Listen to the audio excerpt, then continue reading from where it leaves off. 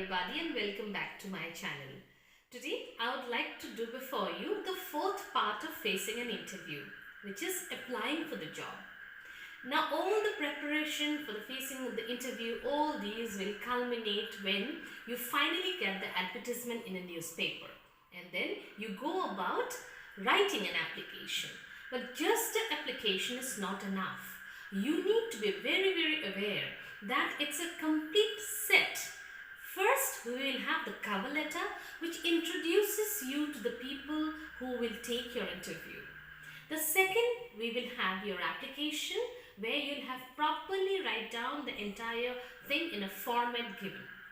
Now, and the third one will either be a resume, a CV or a curriculum vitae or a biodata or biographical data. Now, we need to be very careful about what we choose.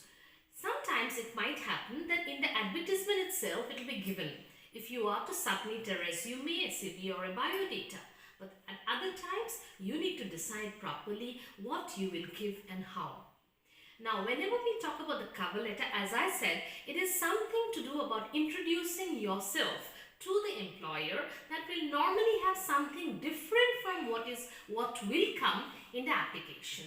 So I'm going to give you, this is the format of the the cover letter.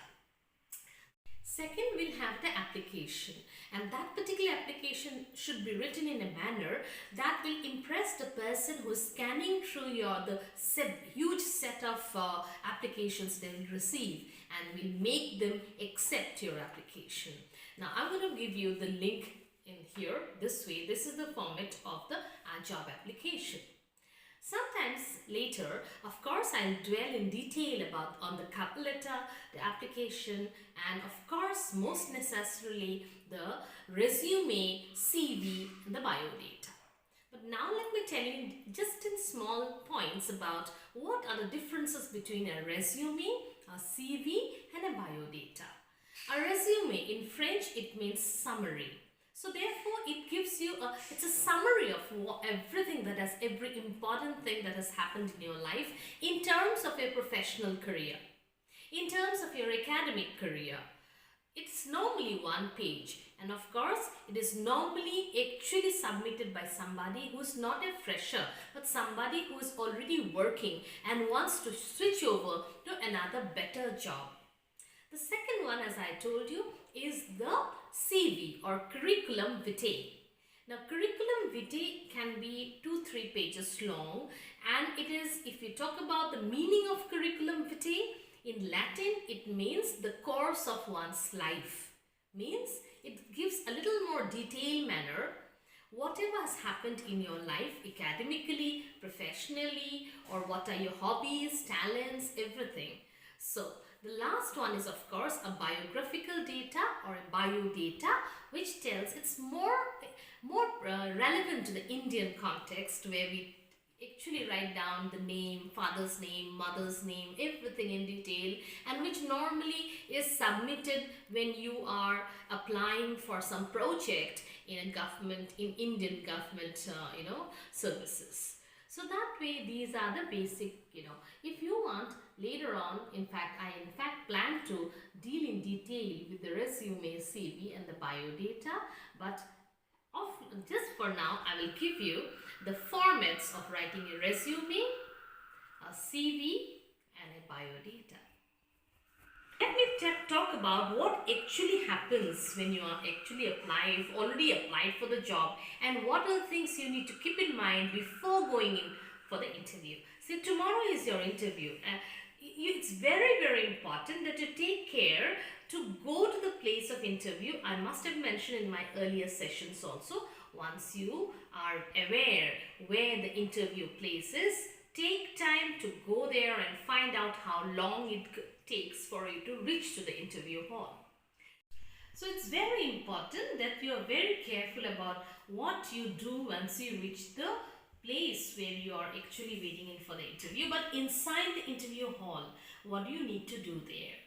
Now, once you are inside the interview hall and you have these people facing you, and then you are facing them and you're terrified, I always tell you all, put your hands not on the table but on your laps, sit straight, and then answer with complete honesty. It is not possible for you to know everything. And remember, this is not your last job opportunity.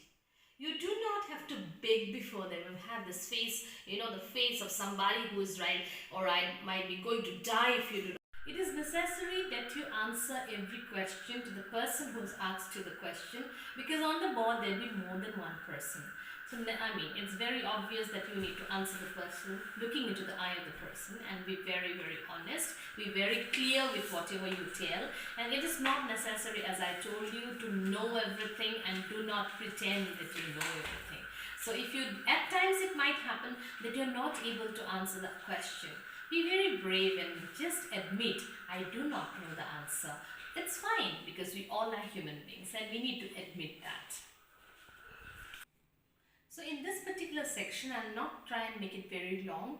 I'll just bullet it for you. What are the things you need to remember when you are there for the interview? As I told you, be very, very careful about what you are taking with you. Like the CV, you have to take either the CV, resume or biodata, whatever you have submitted, take many copies of the same.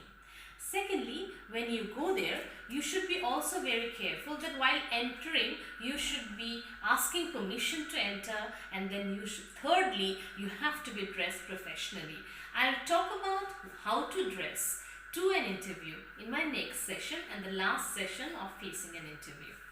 Further, we also need to remember that whatever we are writing in the CV, biodata or resume needs to be perfectly true. You cannot bluff here. Everything has to be documented properly with proper proof of your documents. So carry all relevant documents in your file, and everything arranged in a chronological manner, year after year after year. Normally nowadays what we have is the latest certificate, or the mark sheet will be on the top. From there it goes on to your matriculation level. So arrange everything chronologically and leave for the interview. Further, we need to be careful about, as I told you in my earlier session, how you put your file, how you sit down, and you remember, you always put your file on the table, your hands on the lap, and if you carry a sling or a bag there, besides you on the floor there. This way you are ready, and you wear that perfect smile, which is actually one of the best things you need to wear to the interview, apart from a dress which is professional, which I'll be dealing later. Further, we need to remember that when you are there for a job. So you should never chew anything. Chewing a bubble gum, for instance, and you're like, no way. That's one of the worst things that you can do. Avoid doing it completely. You should be properly dressed. You should smell good. You should feel good. You should look confident. Because those are the basic things of facing an interview. Further, also, as I told you that, of course, about the handshake and everything I've already talked about last time. And remember, the people sitting on the board are not your relatives. You are not to crack a joke before them. You have to talk to the point and exactly answer whatever they are questioning you on. Never ever include any personal remarks there in the interview hall, and do not reveal any personal things which are not asked in the interview hall. So just be professional, just be confident, and remember, it is not the last job opportunity. You'll have many more opportunities in life, and the best job will always come to you. Just another thing, we should be careful not to be very loud while we answering the questions. We should talk in a very formal tone, and we should not use mannerisms and too much of gesticulations. As I told you, your hands should be on the lap for the better.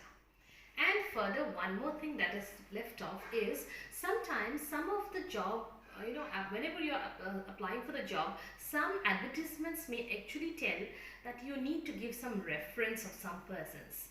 Be very careful about a few things. Firstly, should never ever give the reference of your relatives there. You need to take the name of some person who is well known in the society, but be very careful. That person should know you well, should have a very positive attitude towards you. So normally what happens is that you have to submit the email ID, the phone number, the contact number of the person who you give as a reference or referee. Now one thing, you should be careful to ask the person if he or she is willing to be your reference, right? Somebody who will talk about you very good. It sometimes happens that no, the people from the that particular say institution or office might call up that particular phone number. If he or she gives you a negative negative remark on your personality, you're already doomed.